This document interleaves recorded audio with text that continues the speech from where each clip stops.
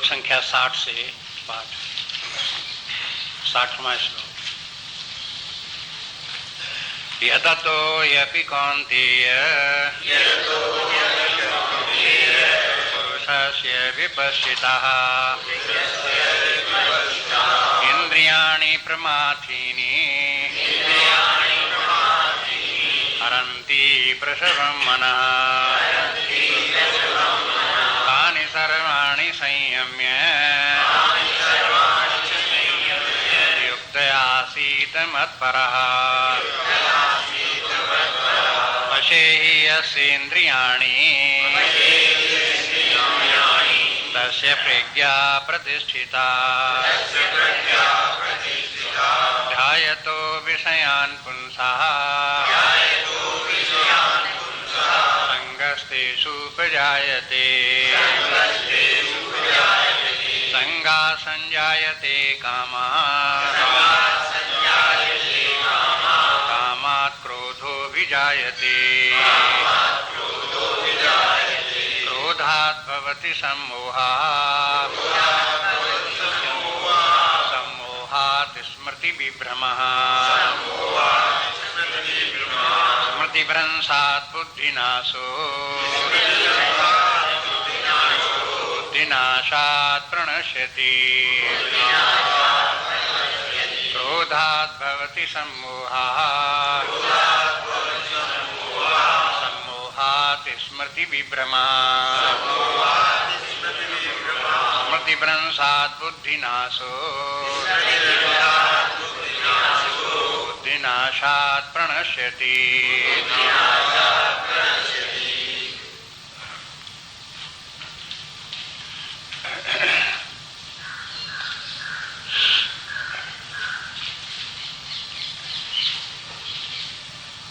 अभी तक गीता का जो अध्ययन करते आ रहे हैं उससे ये बात स्पष्ट हो गई होगी कि गीता में जो कुछ भी कहा जा रहा है वो सब हमारे अपने अंतर जगत के संबंध में है।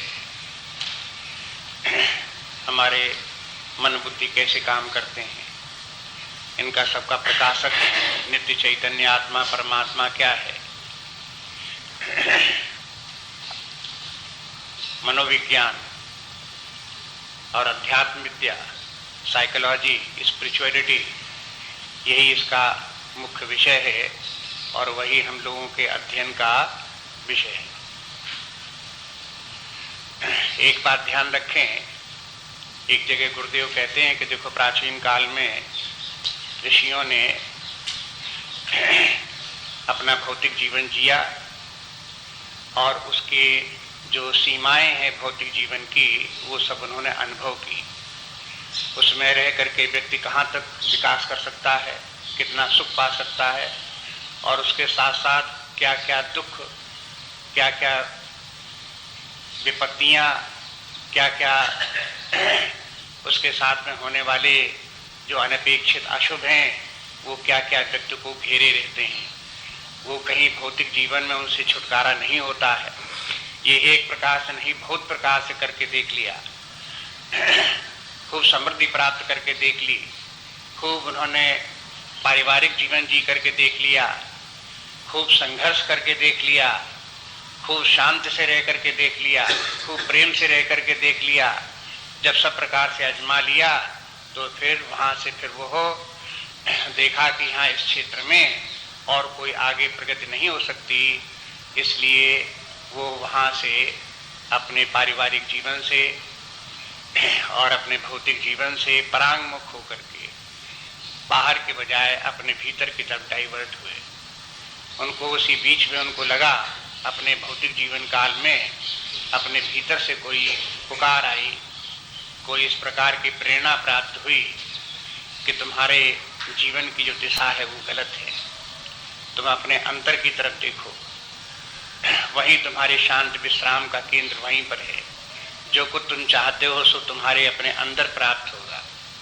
जिसे तुम बाहर खोज रहे हो वहाँ बाहर नहीं है, वो तुम्हारे अंदर है। इसलिए अपने अंदर देखने का प्रयास करो। जब उन्होंने अपने अंदर देखने का प्रयास किया और उसका विचार करने लगे, चिंतन करने लगे, तो उन्हें अपने व्यवहारिक और भौतिक जीवन की बाधाएं उनको बाधित करने लगी। उनको लगने लगा कि यहाँ रह कर के हम ये जो हम जिस दिशा में आगे बढ़ रहे हैं नहीं बढ़ पाएंगे, बाधाएं पड़ रही हैं, समस्याएं आ रही हैं, चारों तरफ से बरबस होकर के अशांति उत्पन्न हो रही है। हमें जिस प्रकार की शांति और अंतर्मुखता की आवश्यकता है वो यहाँ पर उपलब्ध नहीं है। इसलिए उन्होंने अपने वो भौतिक जीवन, पारिवारिक जीवन, धन संपत्ति के वैभव का जीवन सब वहीं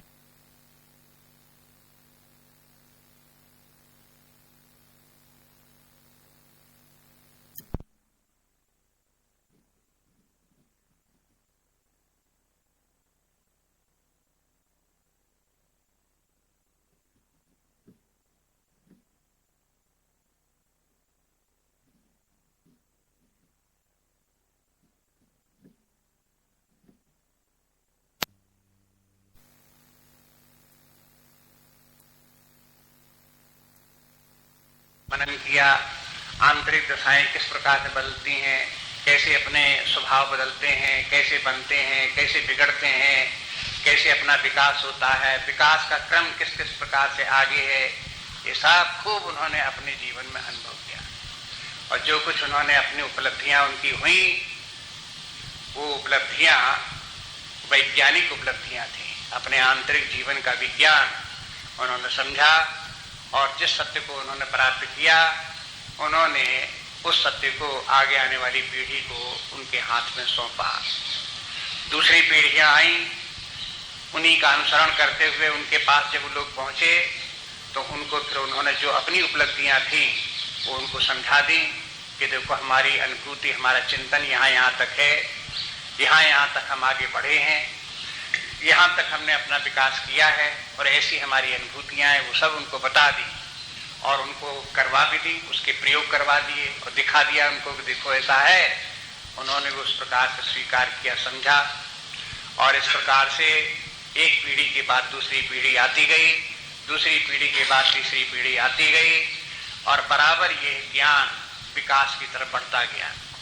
विकास का तात्पर्य सत्य तो एक ही है, उसमें विकास कुछ नहीं होना है, लेकिन उस ज्ञान को प्राप्त करके उसकी व्याख्या, उसका वर्णन, उसकी अनुभूति, ये सब उनकी जो है वो विस्तार पाती गई और जितनी भी नई नई पीढ़ियां आती गई उन सब ने स्वयं अपने आप अनुसंधान किया। जो पूर्वगामी उनके आचार्य लोग हो गए थे, गुरुजन हो गए थे, उन्होंने जो ज्ञान दिया उस ज्ञान के प्रकाश को उन्होंने प्रज्वलित रखा।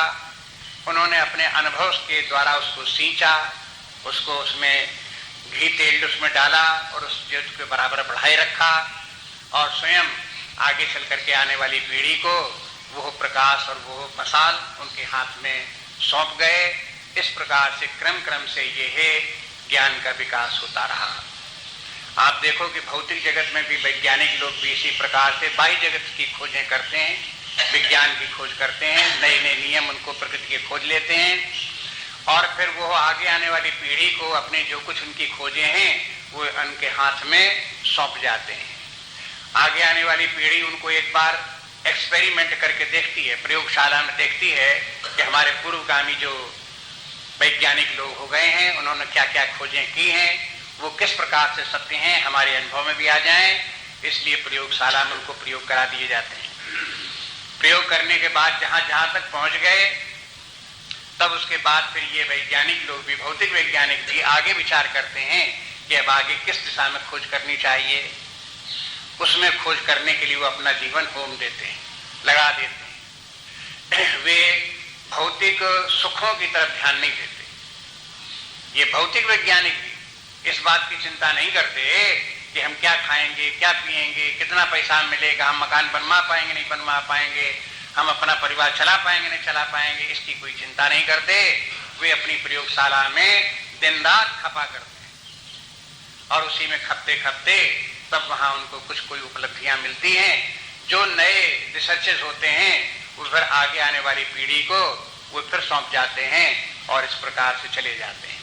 वही कार्य इस प्रकार से अध्यात्म विद्या के जो वैज्ञानिक लोग हैं वो भी अपने अंतर जगत में करते हैं।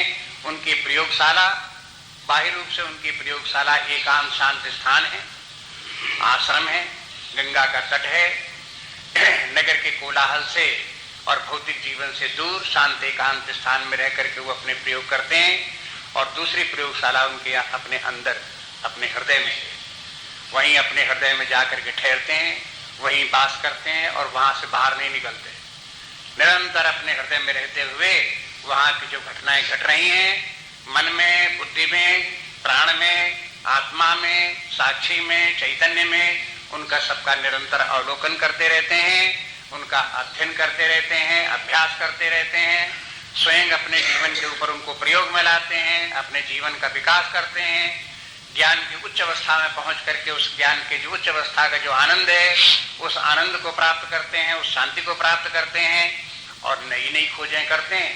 नई खोज के माने वो जो उनकी अनुभूतियां हैं उनको समयानुकूल आगे आने वाली पीढ़ी को किस भाषा में, किस प्रकार से, किन उदाहरणों के द्वारा कैसे समझाया जा सकता है, इसके सब वो खोज करते रहते हैं।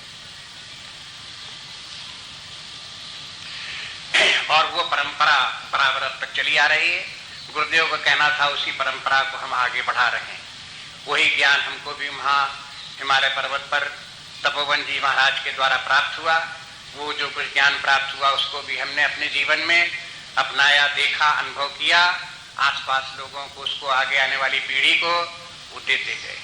वही क्रम, ज्ञान का क्रम जो चला रहा है प्राचीन काल से, हजारों वर्षों से, आप अपने आप को उसी से जोड़ करके देखो। ये समझो कि हम भी उसी परंपरा से जुड़े हैं। तब किसी प्रकार चाहे ईश्वर की इच्छा हो, चाहे अपना प्रारब्ध हो, उसी के कारण हम लोग यहाँ पर आकर के एकत्र हुए हैं। ये एक प्रयोगशाला है, अपनी आध्यात्मिक प्रयोगशाला है। यहाँ पर हमें पूर्वजों के जो दिए हुआ जो ज्ञान है, उपनिषदों का, गीता का, पुराणों का, रामायण का, ये सब ग्रंथों में जो दिया हुआ, संचित किया हुआ उनका ज्ञान है। शंकराचार्य जी के तमाम ग्रंथ, विद्यारण्य स्वामी के ग्रंथ और जो आचार्य हुए, माधवाचार्य इत्यादि तमाम आचार्य हुए, रामानुजाचार्य इत्यादि, उनके सबके ग्रंथ, उनकी सबकी अनुभूतियां, वो सब हम लोगों के सामने हैं। उनको पढ़ो, देखो, अपने जीवन में अनुभव करो, अनुभव करके उनकी सत्यता को उनको समझो और समझ करके ये देखो कि इस ज्ञान में आप क्या प्रकृष्टता ला सकते हो। अपनी अपनी दृष्टि से देखो कि किस प्रकार से हम इसको और आगे बढ़ा सकते हैं, किस प्रकार से ये समाज के लिए, वर्तमान युग के समाज के लिए इसको कैसे उपयोगी बना सकते हैं। उनके सामने किस प्रकार से प्रेजेंटेशन इसका किया जाए कि वो इसका उपयोग कर सकें और अपने जीवन को उत्कृष्ट बना सकें। यहाँ पर रहने वाले हर व्यक्ति का अपना कमरा, अपना स्थान, जो कुछ है वो अपनी उसकी प्रयोगशाला है। जहाँ पर वो रह रहा है, अपने अपने मन और विचार में अपने अंदर देखो, समझो और उसकी अनुभूतियों को प्राप्त करो। यहाँ का बाहरी वातावरण आपका सहयोगी बने, माने सहयोगी के माने आपको उसमें सहयोग दे कि माने आपको कोई विक्षेप न हो, आपके कोई समस्या उत्पन्न न हो, आपका समय नष्ट न हो। ये सब इस प्रकार की व्यवस्था बाहर से हो। लेकिन बाहरी व्यवस्था, भौतिक व्यवस्था जितनी भी है, खाना पीना, रहना, गर्मी सर्दी, ये सब का सब जो है ये है, ये बिल्कुल ना के बराबर, माने इसका महत्व ना के बराबर। ये जो कुछ प्राप्त हो रहा है ऐसा बन जाए मैकेनिकल, सिस्टमेटिक, कि उससे हमको अपनी कोई बाधा न पड़े, त्याघात न लगे, किसी प्रकार की पीड़ा, दुख, क्लेश आदि उसके कारण से न हो, विक्षेप उत्पन्न न हो। अपने आप हम जिस दिशा में कार्य कर रहे हैं, अध्ययन कर रहे हैं, तो उस अध्ययन करने में कोई इनके कारण से, बाहरी परिस्थितियों के कारण से विक्षेप उत्पन्न न हो। मन शांत रह करके, खूब एकाग्र रह करके इनका सबका चिंतन करे, अध्ययन करे, गंभीरता के साथ में, गहराई तक जाते हुए उसको शोध करके, खोज करके उनके तत्वों को, सत्यों को, जीवन के सत्यों को निकालो अपने भीतर, खोजो। आप देखेंगे कि हर व्यक्ति की जो अप्रोच है वो अपने अपने ढंग की है, अपने अपने पूर्व जीवन के अनुभव हैं, वासनाएं हैं, इस जीवन के अपने अनुभव हैं, परिवेश का प्रभाव है, पूर्व जन्मों का अनुभव है, हेरिडिटी का प्रभाव है। सब व्यक्तियों की अपनी अपनी अप्रोच, अपने अपने ढंग की है और वो सब अपनी अपनी दिशा में उपयोगी भी है। जिस दिशा में वो अपने विचार कर रहे हैं, जिस दिशा में आगे बढ़ रहे हैं, अगर उनको अपने सत्य की खोज में सिंसियरिटी है तो वो सब उपयोगी है। अगर सिंसियरिटी नहीं है, केवल अपने दिखावे मात्र के लिए कर रहे हैं, या अपने नाम प्रचार इत्यादि के लिए कर रहे हैं, या अपनी किसी भौतिक उपलब्धि के लिए कर रहे हैं, तो हो सकता है कि वो अपने सत्य की तरफ से डाइवर्ट हो जाएं, कहीं भ्रांत में फंस जाएं, किसी मोहजाल में फंस जाएं। लेकिन यदि ईमानदारी से सत्य की खोज में लगे हुए हैं तो उनकी हर व्यक्ति की जो उपलब्धियां हैं, जो खोज हैं, जो अनुभूतियां हैं, वो सब उपयोगी हैं, अन्य अन्य लोगों के लिए मार्गदर्शक बनेगी। इसलिए जहां पर कितने लोग रहते हों, उनको एक दूसरे से कंसल्ट करना चाहिए कि भाई तुम अनुभूत करते हुए कहां तक पहुंचे, क्या तुम्हारी उपलब्धि हुई, जो हुई उसको समझने की कोशिश करें, उसका समर्थन करें या अपने उसको ग्रहण करें, लेकिन वहां कहीं विरोध का कोई कारण नहीं है। विरोध में कभी न पड़े। विरोध में न पड़ने का कारण ये है कि सबकी अपनी अपनी ढंग की अप्रोच है, सबकी बुद्धि एक प्रकार से कार्य नहीं करती, इसलिए विरोध का कोई कारण नहीं है। लेकिन जो अपनी उपलब्धियां हैं, फिर आगे चल करके कोशिश ये करो कि जो खोज आपको हुई, जहां तक आप पहुंचे, उसको आप लिख करके रखो। प्राचीन काल में लिखने की व्यवस्था नहीं थी, लेकिन जो कुछ उनकी अनुभूति थी, एक को, दो को, 10 बार 20 बार बताया, तो फिर इस प्रकार से वो क्रम से एक से दूसरे व्यक्ति को, दूसरे से दूसरे व्यक्ति तक फैलती जाती थी। आजकल जो लिखने इत्यादि की सुविधा बहुत उपलब्ध हो गई, तो आपको चाहिए कि जो कुछ उपलब्धियां हैं उनको लिखते रहो, नोट डाउन करते रहो। हो सकता है कि आपकी बहुत सी उपलब्धियां वही हो जो पूर्व काल के ऋषियों के, ज्ञानियों को पहले से ही उन्होंने खोज ली थी, वही रिपीटिशन हो। और कभी कभी ऐसा भी हो सकता है कि जिस तरफ उनका ध्यान न गया हो, उधर भी आपका ध्यान जाए। मान लो कि आज की स्थिति, भौतिक स्थिति, भौतिकवाद के समय में और भौतिक विज्ञान की प्रगति के समय में जिस प्रकार का वातावरण बन रहा है, जिस प्रकार से युद्ध के अस्त्र शस्त्र नए नए इस प्रकार से बने हैं, जिस प्रकार से प्रचार के साधन नए नए आए हैं, जिस प्रकार से टीवी, रेडियो इत्यादि फैले हैं, जिस प्रकार से एक दूसरे देश के साथ में जिस प्रकार का संपर्क हुआ है, ये सब के सब एक नवीन बातें हैं। तो नवीन परिस्थितियां क्रिएट हुई हैं। इन नवीन परिस्थितियों में हमारा ज्ञान इस समय किस प्रकार से अपने वैभव को, अपनी महानता को, अपनी श्रेष्ठता को कैसे स्थापित रख सकता है और भटके हुए लोगों को कैसे लाभ पहुंचा सकता है, मार्गदर्शन दे सकता है, ये हम लोगों का माने लक्ष्य है। हमें इस प्रकार का ध्यान रख करके, इस लक्ष्य को ध्यान में रख करके अपने जीवन को जीना चाहिए।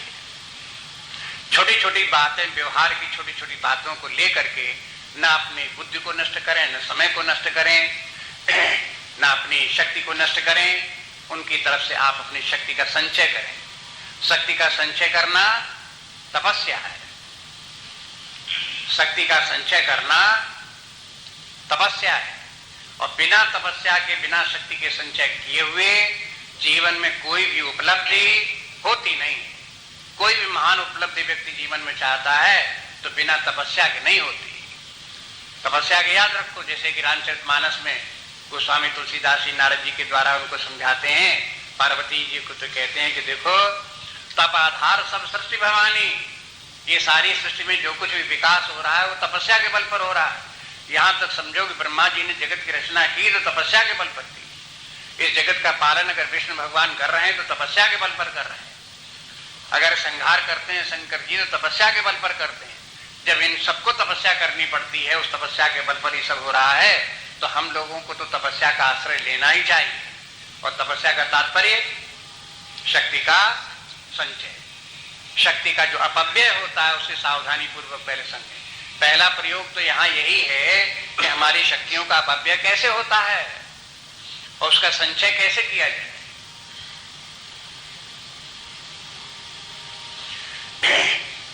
अब ये जो इसी बात को लेकर के अब आ जाइए अपने गीता के विषय के ऊपर। भगवान का भी कहना यही है कि अपनी शक्तियों को नष्ट होने से बचाओ और अपना आध्यात्मिक विकास करो। शक्तियों का अपव्यय कहां से होता है? सबसे पहले जब वो व्यक्ति अपनी इंद्रियों को विषयों में भटकाता है, विषय भोगों में पड़ता है और उनको विषय भोगों में लिप्त होता है, उनकी कामना करता है, तो उसकी शक्तियों का अपव्यय होता है। व्यक्ति की सारी शक्तियां इसी तरह से नष्ट भ्रष्ट हो जाती है और व्यक्ति खोखला हो जाता है। जैसे आपके सामने गुरुदेव ने आदर्श रखा, तो आपके सामने रखा, प्रेरणा दी उन्होंने कि इस प्रकार का कार्य करो। अगर आपके मन में ये बात आती है, अरे भाई हम ये कैसे कर पाएंगे, ये तो बड़ा कठिन काम है, हम कोई ऋषि मुनि थोड़े हैं, हम तो एक साधारण प्राणी हैं, तो ये अगर विचार आपके मन में आता है तो क्यों आता है मालूम है? क्योंकि तपस्या नहीं, शक्ति का संचय नहीं किया। भीतर से आप खोखले हो तो आपका ये खोखलापन बोल रहा है। हॉलोनेस,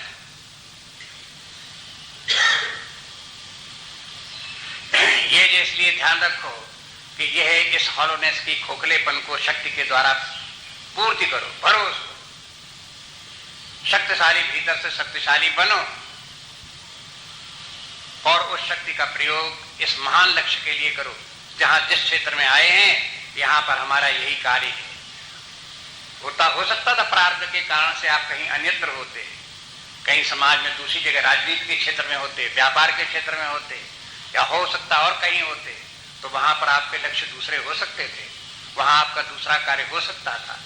जैसे कैसे भी हो, मान लो यहां पर आए और जिस क्षेत्र में अब आ गए हैं, जहां कहीं पहुंच गए हैं, यहां हमारा कर्तव्य यही है कि हम इस आध्यात्मिक चेतना को जागृत करें, तपस्या करें और अपने अंदर नई अनुभूतियां उनको प्राप्त करें, देखें कि उत्कृष्ट रूप जीवन का क्या है।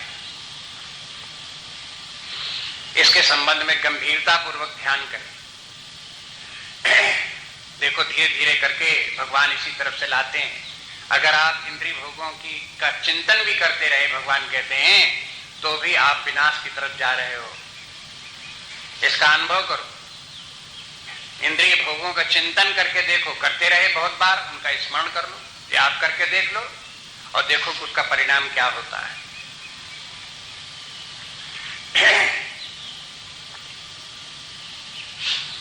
उससे बचो। इसलिए अपना उत्कर्ष करने के लिए जो भगवान ने 8 बातें बताई कि देखो इनसे सावधान रहो, ये आपको नीचे की तरफ ले जाने वाली हैं और ये 8 एक दूसरे से संबंधित हैं। माने एक प्रकार से समझो कि वंश परंपरा है, आंतरिक वंश परंपरा, कि जहां मनोराज्य आए तो मनोराज्य के कारण से फिर इंद्रिय भोगों में, विषयों में व्यक्ति की आसक्ति होती है। जहां आसक्ति हुई तो उनको प्राप्त करने की कामना होती है और व्यक्ति प्राप्त करने में जुट जाता है, और जब उनके प्राप्त करने में बाधा उत्पन्न होती है तो क्रोध भी आता है। ये बात भी कल आपको बता चुके कि ऐसा ही नहीं है कि आपको कभी कभी इस प्रकार के क्रोध आने का कारण यही है कि हम तो खाने जो मिल जाता है सो खा लेते हैं, हमें तो उसको कोई परवाह नहीं, तो हमको कोई कामना नहीं। अरे ये कामना न हो तो एक उदाहरण आपको फॉरेस्ट रेंजर का हमने आपको बता दिया। उसको एक आशा मात्र थी अपने पुत्र से कि वो 10 बजे के बाद रात में नहावे, जल्दी आ जाया करे, तो उसी के कारण क्रोध आ जाता था। ऐसे ही क्रोध के कारण ये भी होते हैं, यदि व्यक्ति जो अपनी बात बोल रहा है, अगर दूसरे व्यक्ति उसकी बात को स्वीकार नहीं करते, काट देते हैं, तो क्या होगा? क्रोध नहीं आएगा? क्रोध आएगा। क्यों क्रोध आएगा? क्योंकि उसे अपनी बात में आसक्ति है, वो कामना उसकी है कि जो हम कहें वही सब मान लें, और अपने मत में, अपने विचार में उसका अटैचमेंट है। संसार की वस्तु ही में अटैचमेंट नहीं होता। देखो इस प्रकार की अपनी मान्यताओं में भी अटैचमेंट होता है। जहां अटैचमेंट होगा और दूसरा व्यक्ति उसको जो है काट देगा तो बस क्रोध आ जाएगा। कभी कभी तो व्यक्तियों की इतनी अति हो जाती है कि वो अपनी बात ही कहे चले जाएंगे, दूसरे की बात सुनने के लिए तैयार ही नहीं होते। दूसरा व्यक्ति अगर बोलता भी तो उन्हें सुनाई भी नहीं देता, अपनी बात ही बोलते चले जाते। और जहां कहीं किसी ने बात काट दी, बस झगड़ा उठे, गुस्सा शुरू हो गई। बात शुरू हुई थी धीरे धीरे से, और जहां उसने जहां एक शब्द बोल भी दिया बीच में, बस उसी शब्द को सुनते ही क्रोध के रूप में परिणत हो गया। ये प्रयोग है, ये प्रयोगशाला है, प्रयोग हैं, और देखो, वाच करो उनको। जिस समय ये घटना घटती है दूर से देखो, या फिर उसमें इन्वॉल्व होकर के देखो, या फिर जो घटना घट जाए तो उसके बाद एकांत स्थान में बैठ करके उसको विचार करो, क्यों इस प्रकार से हुआ, क्यों क्रोध आया, क्यों संघर्ष हुआ, उसके पीछे क्या बात थी। जो भगवान ने बात बताई, क्या वही बात थी? क्या क्रोध का कारण कोई वहां इस प्रकार का कोई रहा? कभी कभी व्यक्ति के साथ में इस प्रकार का भी होता है कि हर व्यक्ति सम्मान चाहता है, अगर व्यक्ति ने सम्मान नहीं किया, हाँ, तो वो हो गया शत्रु, उससे हो गया वैर भाव। उसके बाद में चाहे वो भला कहे चाहे बुरा कहे, हर बात के ऊपर क्रोध।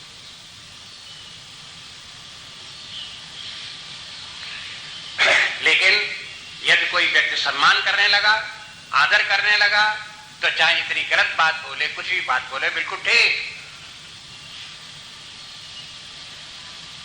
क्या कारण है ऐसा? खोजो, पता लगाओ, उनको नोट डाउन करो, माने आगे के लिए अपनी बुद्धि में लेकर के रखो कि ये क्यों घटना इस प्रकार की घट रही है, ये मनोविज्ञान इस प्रकार का कार्य कर रहा है, क्यों कर रहा है, इसका रहस्य क्या है।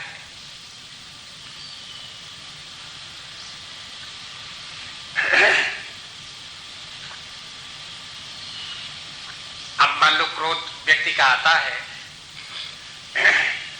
तो अब क्रोध के संबंध में दो प्रकार की धारणा है, एक भौतिक धारणा और दूसरी आध्यात्मिक धारणा। भौतिक व्यक्तियों की धारणा इस प्रकार की कि जब हम समाज में रहेंगे, अन्य लोगों के साथ हमारा संबंध होगा, तो क्रोध करना ही पड़ेगा, और क्रोध करने पर ही दूसरे लोगों के ऊपर हमारा आधिपत्य रहेगा, और क्रोध करेंगे तभी हमको विजय प्राप्त होगी, तभी हमको सफलता प्राप्त होगी। अगर हम क्रोध नहीं करेंगे तो हमको मुलायम चारा समझ करके सब चाट जाएंगे।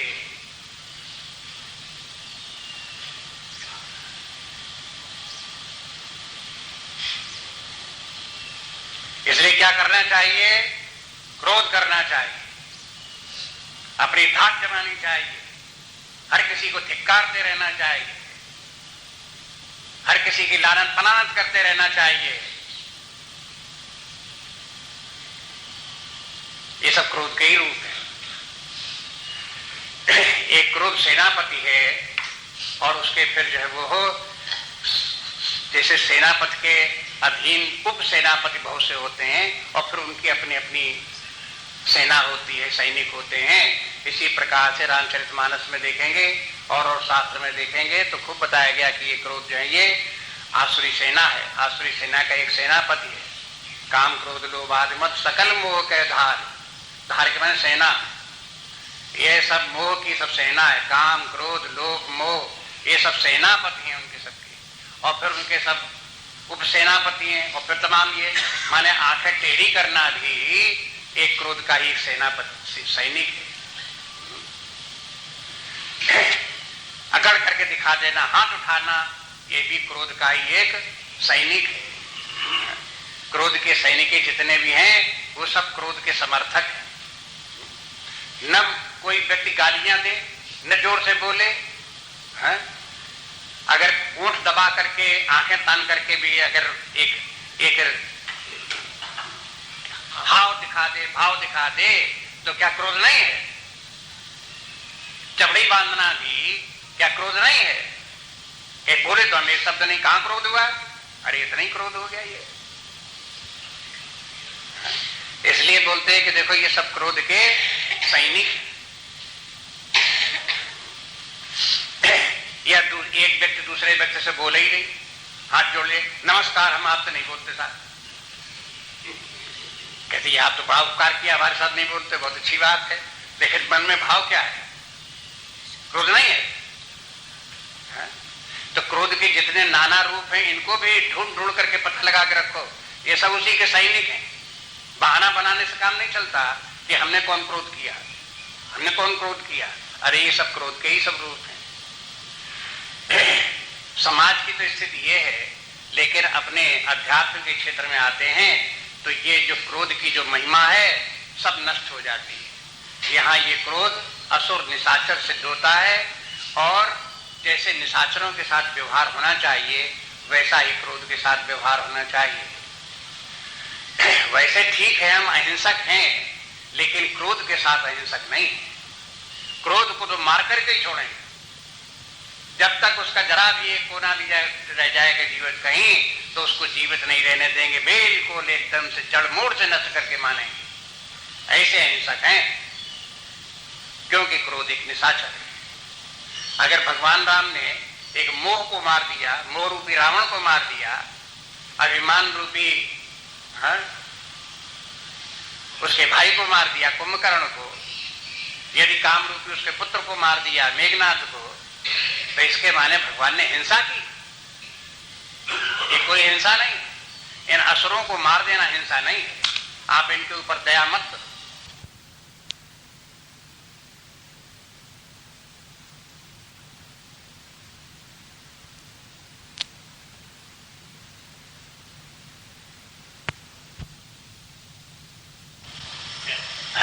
इस प्रकार व्यंग्य बोलते हैं और वो समझते कि हमने कहां क्रोध किया। वो भी क्रोध है। शास्त्रों में सब ये लिखा हुआ। पुराण इतने विशाल ग्रंथ क्यों हो गए, आप उनमें सब में देखें, सबका उल्लेख है। अगर शास्त्रों को पढ़ेंगे तो आपको आश्चर्य होगा कि जो जो बातें आप ढूंढ रहे हो, खोज रहे हो, वो सब पहले से खोजी हुई, निकली हुई, रखी हुई है। और जो क्रोध का परिणाम होता है वही व्यंग्य का भी परिणाम होता है।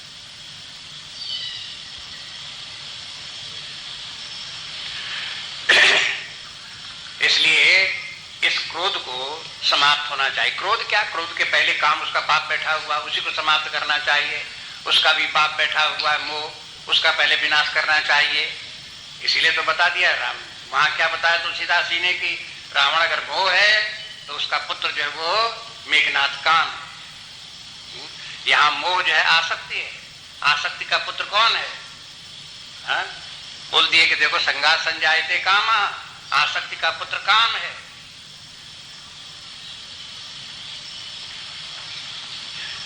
ये सब इनको जब तक कि इनकी सबकी ये वंश परंपरा ही जब तक नाश नहीं होगी तब तक अपने अंदर जो ये है निशाचरों का जो राज्य अपने हृदय में है वो आपका समाप्त नहीं हो सकता। और जब तक निशाचरों का नाश नहीं होगा तब तक शांति नहीं होगी। देवता लोग हाय हाय करते रहेंगे, देवता लोग दुखी ही रहेंगे, परेशान ही बने रहेंगे। इसलिए अपने अंदर के देवताओं को शांत करने के लिए, उनको सुखी करने के लिए परमात्मा का आह्वान करो और इन निशाचरों का संहार करो। अपने हृदय में निशाचर एक भी बचने न पावे, कोई ठहरने न पावे। आगे देखते कहते हैं कि क्रोधात् भवति सम्मोहा, क्रोध से सम्मोह की उत्पत्ति होती है। सम्मोह के माने ये है कि व्यक्ति की बुद्धि बिगड़ने लगती है और वो गलत काम करने लगता है।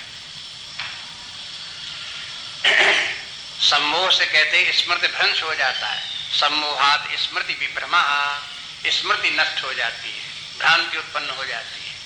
और स्मृति भ्रंशात् बुद्धि नाशा, और जहां स्मृति का नाश हुआ तो बुद्धि का नाश हो जाता है। वैसे देखो तो सीधी सी ये भी कह सकते हैं क्रोध के कारण व्यक्ति की बुद्धि का नाश हो जाता है। क्रोध व्यक्ति की, जो क्रोध करने वाले व्यक्ति की बुद्धि का नष्ट हो जाता है। ऐसा नहीं कि जो क्रोध करता, जिसके ऊपर क्रोध करता उसकी बुद्धि नष्ट हो जाती है, ऐसा नहीं। जो क्रोध करता है उसकी स्वयं ही अपनी बुद्धि नष्ट हो जाती है। क्यों नष्ट हो जाती है? उसका बीच में दो लिंक बता दिए कि देखो इसलिए नष्ट हो जाती है कि क्रोध के कारण सम्मोह हो जाता, सम्मोह के कारण विस्मृति आ जाती है, विस्मृति के कारण से बुद्धि नष्ट हो जाती है। ये सम्मोह को समझें क्या है। सम्मोह के माने है अज्ञान छा जाता है, अज्ञान के बादल घिरने लगते हैं। जहां ये है क्रोध आया तो ये बुद्धि जो है ये है इसके ऊपर बादल छाने लगते हैं। ऐसा समझ लो कल्पना में ये बुद्धि मानो सूर्य है और सूर्य के प्रकाश में जीवन चल रहा है। बुद्धि के प्रकाश में व्यक्ति का सही साफ शुद्ध जीवन चल रहा है। ये क्रोध जो आया, काम क्रोध यहाँ मन में उत्पन्न हुए, ये संवेग, संवेग इमोशंस, काम का इमोशन है, क्रोध का इमोशन है। इमोशन क्या है? एक प्रकार के आंधी तूफान है। जैसे आंधी चलती है इस प्रकार से चलता है। जैसे बादल गिरते हो, पानी बरसता हो, बहुत जोरों की हवा चल रही हो, उसके कारण से फिर सीजन जैसे बिगड़ने लगता है, ऐसे मानो जहां ये इमोशंस पैदा होते हैं आंतरिक सीजन बिगड़ने लगता है और उसके कारण से बुद्धि जो वो आच्छादित होने लगती है। बुद्धि का आच्छादित, क्रोध के संवेग में बुद्धि का आच्छादित होने लगना मोह है। बुद्धि अगर प्रकाशित रहे, ठीक ठीक विचार करे, ठीक ठीक निर्णय लेती रहे, तो फिर जीवन शुद्ध है, सही है और वही जीवन का उत्तम रूप है। लेकिन जहां बुद्धि आच्छादित होने लगी, भ्रष्ट होने लगी, बस समझ लो कि मोह छाने लगा ये। और मोह के कारण जहां हुआ बुद्धि में मोह आया, बुद्धि मंद पड़ी, वैसे ही विस्मृति आई। विस्मृति माने जो याददाश्त व्यक्ति की वो बिगड़ जाती है। किस बात की याददाश्त बिगड़ जाती है? कि हमने तो पहले ये संकल्प किया था कभी हम क्रोध करेंगे नहीं, लेकिन भुला गया, क्रोध आ गया। पहले ये निश्चय किया था कि देखो जो न्याय है उसी के अनुसार हम कार्य करेंगे, लेकिन न्याय भुला गया। पहले ये निश्चय किया था कि हम निष्पक्ष होकर के जीवन जिएंगे, लेकिन निष्पक्षता भुला गई।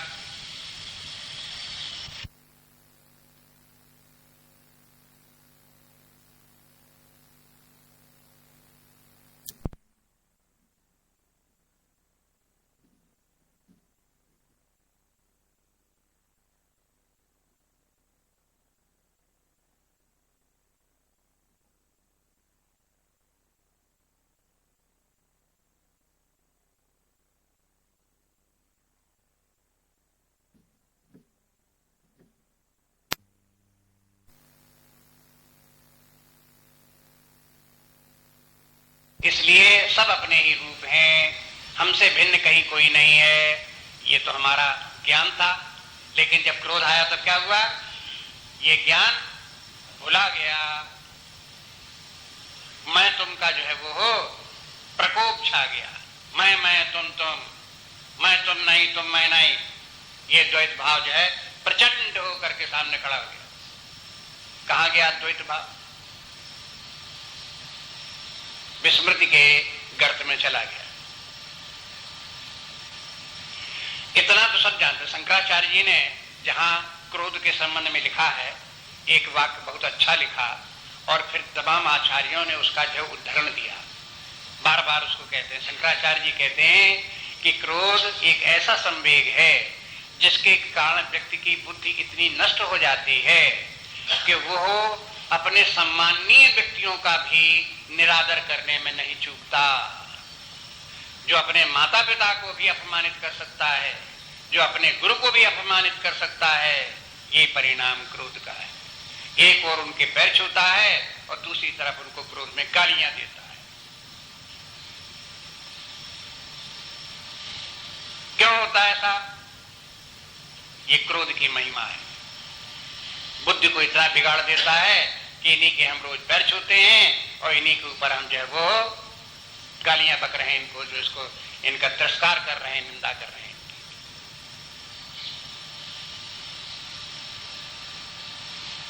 और ये वाक्य इतना ज्यादा प्रभावशाली शंकराचार्य जी का है कि उसके बाद में हर किसी ने, जिसने भी व्याख्या क्रोध के ऊपर जहां कहीं भी लिखी है, सब ने उदाहरण दिया शंकराचार्य जी। लेटेस्ट जितनी और भी व्याख्याएं जितनी हैं शंकराचार्य जी की, जिन्होंने व्याख्या पढ़ी होगी वो भूलते नहीं भरोसे, जब होता तब उसका उदाहरण देते हैं। ऐसे आदरणीय पूज्य व्यक्तियों को भी, उनके ऊपर भी उनका निंदा करना, अपमानित करना, ये क्रोध का दुर्भाग्य है। क्रोध के कारण से व्यक्ति ऐसा कर पड़ता है, कर सकता है इस प्रकार का। इसलिए कहते हैं कि ये देखो, क्रोधात भवत सम्मोहा और सम्मोहात स्मृति विभ्रमा, क्योंकि बुद्धि भुला जाती, बुद्धि कार्य ही नहीं करती। बाद में पश्चाताप भले ही करे कि देखो हमने से ऐसी बात क्यों कह दी, अभी तो दोबारा इनके फिर पैर छूने पड़ेंगे, तब क्या होगा, बोल तो हमने ऐसे दिया, पश्चाताप करता था। क्रोध ऐसा है कि क्रोध गलत कार्य से शुरू होता है, और पश्चाताप पर समाप्त होता है।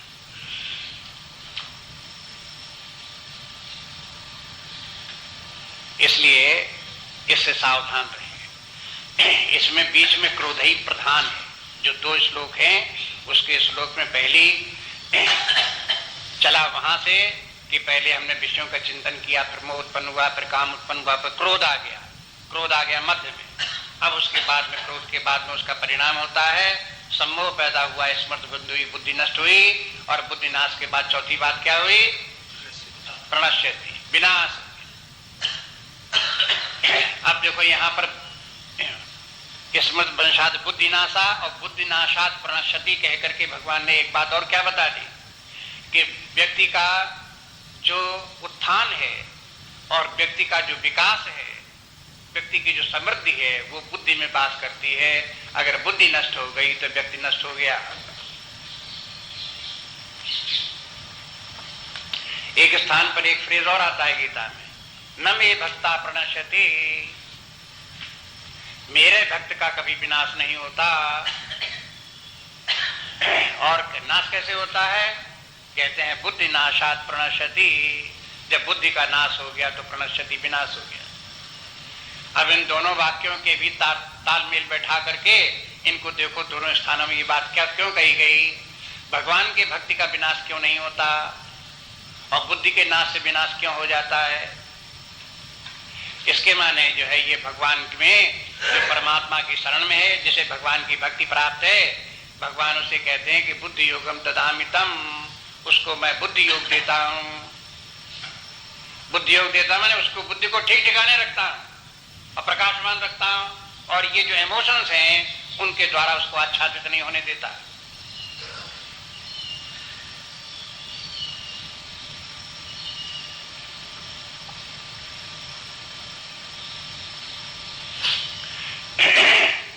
इन दोनों को भी अपने आप अपने अनुभव से देखो। अगर भगवान के भक्त हैं तो बुद्धि नष्ट नहीं हो पाएगी। कोई कहे भगवान के भक्त तो हैं लेकिन काम ऐसे करते हैं कि बुद्धि नष्ट, क्रोध आता है, काम आता है, आसक्तियां हैं, ये सब यथावत बने हुए हैं, तो भक्त काहे के?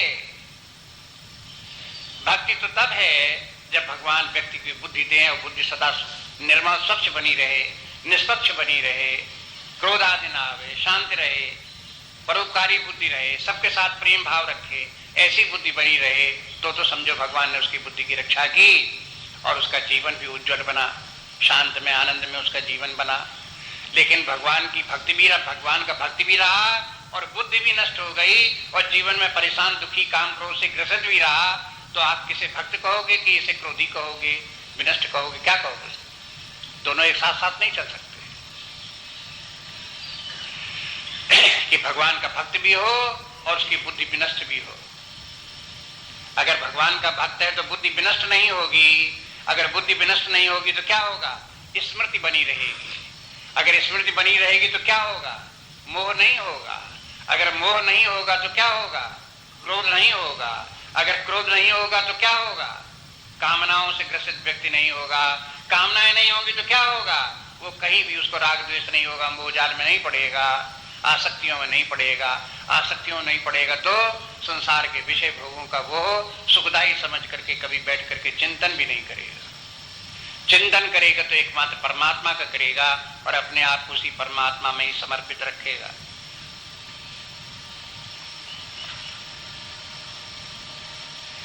जीवन का एक रूप ये है, दूसरा रूप इस प्रकार के है और दोनों जीवन के रूप सामने हैं।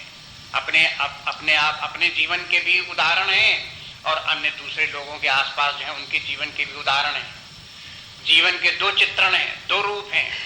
एक वो रूप है जिसमें कि व्यक्ति निर्विकार, निर्लेप, असंग, आनंद स्वरूप आत्मा में विद्यमान, सहज रूप से शांत भाव रखने वाला, सबके साथ प्रेम भाव रखने वाला, सबके साथ हार्मनी, सबके साथ प्रेम, सर्वत्र शांति, हर स्थिति में प्रसन्न, हर स्थिति में सबकी सेवा में लगा हुआ, सबका सा उदार भाव। एक चित्र तो व्यक्ति जीवन का ये है और दूसरा जीवन का ये है अपना अहंकार, अपना स्वार्थ, हर किसी के साथ टकराव, हर जगह अशांति, डिसहार्मनी, हर जगह घृणा, हर जगह राग, हर जगह द्वेष, हर जगह खींचातानी, हर जगह झगड़ा, हर जगह प्रसाद, हर जगह अशांति, रात में नींद न पड़ना, दिन में चैन न पड़ना, एक जीवन का दूसरा रूप ये है। इन दोनों रूपों में से जो रूप पसंद आवे उसी का रास्ता अपनाना पड़ेगा,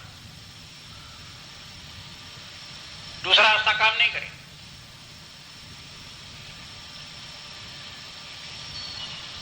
बहुत बार व्यक्तियों के जीवन में अंतर्द्वंद बताया आपको चलता रहता है।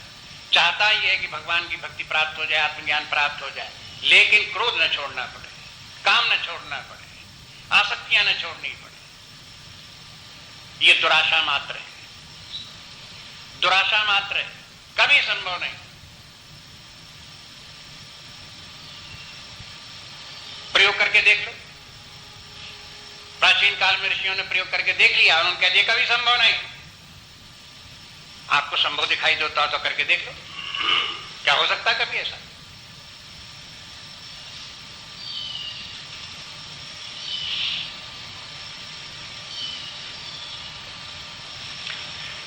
यहां इस प्रसंग में भगवान ने जो कुछ भी बातें कही, उनमें कुछ ऐसी बातें हैं जो उसमें डाल करके उनकी व्याख्या हो सकती है, विस्तार हो सकता है। वो बातें भगवान आगे कहते हैं। अब जो एक व्यक्ति के पतन और विनाश का जो रास्ता भगवान ने दिखाया, अब दूसरा रास्ता दिखाते हैं, विकास का रास्ता क्या है। नीचे पड़ा हुआ व्यक्ति कैसे धीरे धीरे उठता हुआ ऊपर कैसे पहुंचेगा। गुरुदेव एक उदाहरण देते हैं, कहते हैं कि देखो जैसे कि 10-12 सीढ़ियां हैं और सीढ़ियों के सबसे ऊपर वाली सीढ़ी पर एक गेंद आप छोड़ दो, उस गेंद का क्या होगा, वो कूद करके दूसरी सीढ़ी पर आ जाएगी, नीचे वाली पे, कोई ऊपर थोड़ी चली जाएगी, नीचे वाली सीढ़ी पर आ जाए, वहां से फिर उछलेगी नीचे सीढ़ी, फिर उछलेगी नीचे सीढ़ी, अंततः जब तक अंतिम सीढ़ी पर नहीं पहुंच जाएगी तब तक गेंद को कहीं बीच में चैन नहीं मिलेगा। ऐसे ही व्यक्ति का विनाश भी इसी प्रकार से होता है। जहां उसने अपनी ऊपरी सीढ़ी से प्रारंभ किया, कूदना प्रारंभ किया, ये मनोराज्य शुरू किए, अपनी कामनाएं ऐसा हो जाए तो ये सुख, इंद्रिय सुख प्राप्त हो जाए, ये सम्मान प्राप्त हो जाए, ये महिमा हमारी प्राप्त हो जाए, ये हमारे स्वार्थ सिद्ध हो जाए। जहां इसने इस प्रकार से सोचना शुरू किया, बस वहीं से उसका जो वो आंतरिक पतन, आध्यात्मिक पतन होना शुरू हो गया। बस उसी के बाद फिर उसकी मोहजाल में फंस गया, आसक्तियों में पड़ गया, कामनाओं में फंस गया, क्रोध आदि में फंस गया। इस प्रकार से विनष्ट होता हुआ मोह इत्यादि में होते हुए बुद्धि का विनाश करके एकदम से पाताल लोक में गर्त में चला जाता है। अब दूसरा तरीका ये, अब ऊपर बढ़ो, नीचे जहां पहुंच गए अब ऊपर कैसे चलोगे, क्या करना पड़ेगा, तो उसके लिए देखो आगे के श्लोक हैं, उनको भी देखो। राग द्वेष वियुक्तस्तु विषयानिन्द्रियैश्चरन् आत्मवश्यैर्विधेयात्मा प्रसादम् अधिगच्छति। राग द्वेष वियुक्तस्तु विषयानिन्द्रियैश्चरन् आत्मवश्यैर्विधेयात्मा प्रसादम् अधिगच्छति।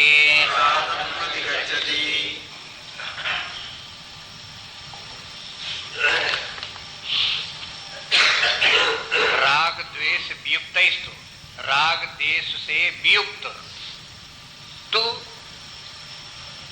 तो स्वरूप लगा लो, तू मन किंतु, जो एक बात पहले बता रहे थे उसके बाद बोले किंतु अगर कोई व्यक्ति राग द्वेष को छोड़ देता है, विषयानिन्द्रियैश्चरन्, और उसके बाद विषयों का उपभोग करता है बिना राग द्वेष के, आत्मवश्य ही, और इंद्रियों के ऊपर अपने नियंत्रण रखता है, अपने ऊपर अपना नियंत्रण रखता है, विधेय आत्मा, इस प्रकार से नियंत्रण रख करके संयम रखता है, प्रसादम अधिगच्छति, वह प्रसाद को प्राप्त हो जाता है। अब देखो ये तो उल्टा रास्ता हुआ, मैंने उल्टा रास्ता में ना ऊपर चढ़ने का रास्ता हुआ, नीचे गिरने का नहीं हुआ। अब ऊपर कैसे चले, प्रसादम अधिगच्छति, मानो हमारा लक्ष्य है प्रसादम अधिगच्छति। अब ये प्रसाद किसको बोल दिया, अपने आत्मस्वरूप को प्राप्त होकर के शांत विश्राम और आनंद में स्थित है, ये प्रसाद है। साहित्य में, रचना में साहित्य का अध्ययन किया होगा, उन्होंने सुना होगा कि एक प्रसाद गुण होता है, साहित्य में, प्रसाद गुण। प्रसाद गुण पढ़ते जाओ और बात समझ में आती चली जा रही है। आपको उसमें डिक्शनरी नहीं देखनी पड़ती, आपकी किसी से दूसरे से व्याख्या नहीं पूछनी पड़ती। आप पढ़ते जाओगे, कविता पढ़ते जाओ, अपने लेख पढ़ते जाओ, आप पढ़ते जाओ और समझ में आता चला जा रहा है। क्या बात है उसमें? प्रसाद गुण है। प्रसाद गुण माने बुद्धि के ऊपर आपके तनाव नहीं पड़ रहा है, आपको कोई परेशानी नहीं लग रही है, ये प्रसाद गुण है एक। और दूसरा, आप जानते हो मंदिर में रोज जाते हो, प्रसाद भी बढ़ता है। ये प्रसाद क्या है कि जो मिला उतने में संतुष्ट। एक बतासा दे दिया तो प्रसन्न, प्रसाद है। दो मिल गए तो प्रसाद है, पेड़ा मिल गया तो प्रसाद है, हलवा मिल गया तो प्रसाद है। प्रसाद है कि माने संतुष्ट है, चाहे ज्यादा मिले चाहे कम मिले, जैसा भी है, मन में विक्षेप नहीं है, ये प्रसाद है। आप समझ लो बस इसी प्रकार से प्रसाद मद गच्छति माने जीवन के हर क्षेत्र में, हर स्थान पर प्रसाद, हर स्थान पर संतुष्ट, हर स्थान पर प्रसन्न। वैसे प्रसाद के माने प्रसन्न, आंतरिक प्रसन्नता जो है, खिलखिला के हंसना नहीं, लेकिन अपने हृदय में, जो अपने हृदय में शांति और प्रसन्नता है, उसका नाम प्रसाद है। वो प्रसाद की व्यक्ति को प्राप्त हो जाए, जो अपने हृदय में सदा एक समान प्रसाद ही बना रहे, सदा प्रसन्न ही व्यक्ति बना रहे। मानो ये लक्ष्य है, ये स्थिति व्यक्ति को कैसे प्राप्त हो, तो उसके लिए बता दिए कि देखो बस बात इतनी है कि राग द्वेष वियुक्त, राग द्वेष छोड़ो। राग द्वेष छोड़ने के साथ में एक बात बोले कि देखो विषयान इंद्रियश्चरन्, इंद्रियों को विषयों में चलने दो।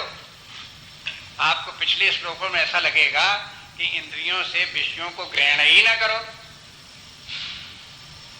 उनसे बिल्कुल दूर रहो, उनका बिल्कुल स्वरूपता त्याग कर दो। अब यहाँ भगवान कहते हैं देखो विषयों का स्वरूपता त्याग करने की आवश्यकता नहीं है, उनमें जो राग द्वेष है उसका त्याग देने की आवश्यकता है। और ये बात गीता में अन्यत्र भी बार बार कही भगवान ने, यहाँ पर भी कही है, इसको याद रखो। इसमें माने जो एक महत्वपूर्ण बातें हैं, सिद्धांत हैं, उनको तो बार बार जहां प्रसंग आता वहां कह देते हैं। तो कहते हैं राग द्वेष वियुक्तस्तु विषयान इंद्रियैः, विषयान विषयों में, इंद्रियश्चरन् इंद्रियों को विषयों में चलने दो। तीसरे अध्याय में कहेंगे इंद्रियस्य इंद्रियस्य अर्थे राग द्वेषौ व्यवस्थितौ तयोर बसमा गच्छेत् तौ यस्य परिपन्थिनौ। आपके आध्यात्मिक विकास में ये इंद्रियां और विषय, कथा तो यहीं से शुरू होती है, लेकिन यदि आपकी इंद्रियां विषयों में बिना राग द्वेष के विचरण करती हैं, इनमें राग द्वेष नहीं रखती, तो आप सुरक्षित हो, अध्यात्म का आपका विकास होता जाएगा। यदि आपने इन इंद्रिय विषयों में राग द्वेष रख लिया तो बस राग द्वेष ही आपके परिपंथी बन गए। जैसे रास्ते में कोई जाता हुआ लुटेरा मिल जाता है, बटमार, और वो जो कुछ कपड़ा लत्ता सब छीन लिए, पैसे छीन लिए, इसी प्रकार से अध्यात्म के क्षेत्र में आगे बढ़ने वाले लोगों को ये राग द्वेष रूपी बटमार रास्ते में ही उनका सारा, उनकी आध्यात्मिक शक्ति का अपहरण कर लेते हैं और व्यक्ति फिर आगे जा नहीं सकता। इसलिए इन राग द्वेष को पहचानो। इंद्रियों के विषयों में राग द्वेष क्या है, बस वो वहां पर भी तीसरे अध्याय में बोलो, यहां भी कह रहे हैं राग द्वेष वियुक्तस्तु। युक्त और वियुक्त मन, राग द्वेष से वियुक्त रहो, राग द्वेष से दूर रहो, अपने मन में राग द्वेष मत आने दो।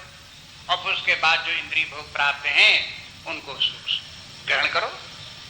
ग्रहण करो कि माने उनमें अपनी इंद्रियों को चलने दो, उनसे कोई बाधा नहीं है, डर नहीं है। लेकिन इसके माने ये नहीं कि इंद्रिय भोगों में लिप्त रहो और अपने मन में कह दो हमें कौन राग द्वेष है, हमें कौन राग द्वेष, ये नहीं। प्रधान तो राग द्वेष है, वो सूक्ष्म है, उस राग द्वेष को देखना पड़ेगा। और बात वही आ जाएगी अंत में कि अगर आप अपने इंद्रियों के सुख के लिए विषयों का भोग कर रहे हैं तो राग द्वेष है, और जब आपने उन विषयों का प्रयोग उपयोग जीवन धारण के लिए कर रहे हैं और उनका लक्ष्य, जीवन का भी लक्ष्य आध्यात्मिक विकास करना है, मनुष्य शरीर प्राप्त हुआ है, इस शरीर में हमें आध्यात्मिक विकास करना है, परमात्मा को प्राप्त करना है, जो कुछ हमारे तमोगुण रजोगुण था उसको नाश करके सत्वगुण लाना है, इस प्रकार का कोई लक्ष्य रख करके अगर हम अपना जीवन जी रहे हैं और उस जीवन लक्ष्य उसको बनाए हुए हैं और फिर उसके लिए जो कुछ खाने को मिलता, पहनने को मिलता, जो कुछ है उसे स्वीकार करते हैं, तो ये सब विषय कैसे हैं? राग द्वेष रहित हैं।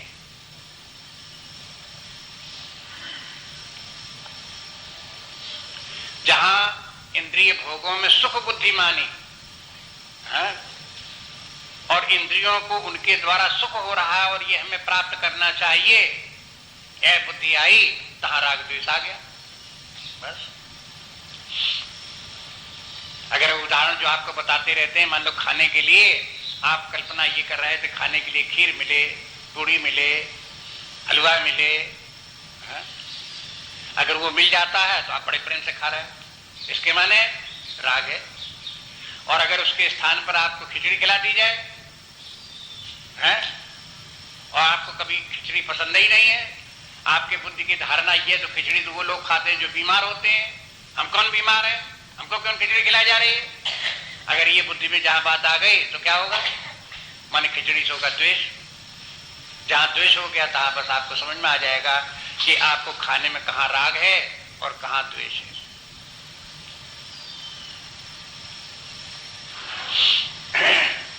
इसलिए राग द्वेष को पहचानो। ये राग द्वेष बाहर की वस्तुओं में नहीं है, राग द्वेष अपने मन में है, जिनको उन वस्तुओं के ऊपर आरोपित करते हैं।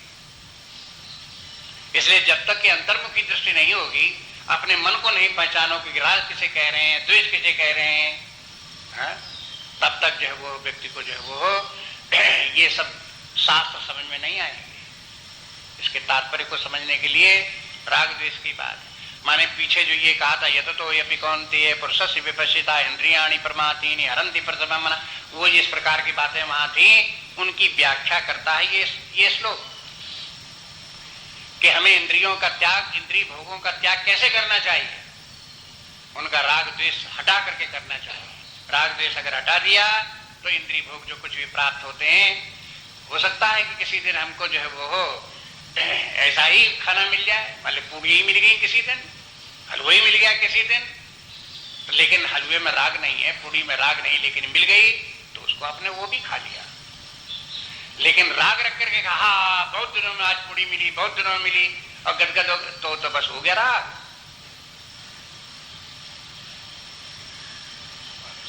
इसलिए राग और द्वेष क्या होता है, इसको उदाहरणों के द्वारा समझाना पड़ता, समझना पड़ता अपने भीतर कि राग द्वेष क्या है।